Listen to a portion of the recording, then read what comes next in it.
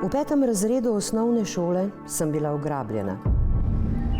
Eden izmed najbolj dramatičnih trenutkov v mojem lifeu je bil, ko sem gledal, kako je njen foter, njo, pa njeno mat, pa brata imel za talce na balkonu. Moja ugrabitev je imela pomembno vlogo. Dala mi je vedeti, da sem bolj prebrisana od svojih staršev in da nisem več otrok. Mi smo samo gledali, kako ti je nož položil na vrat.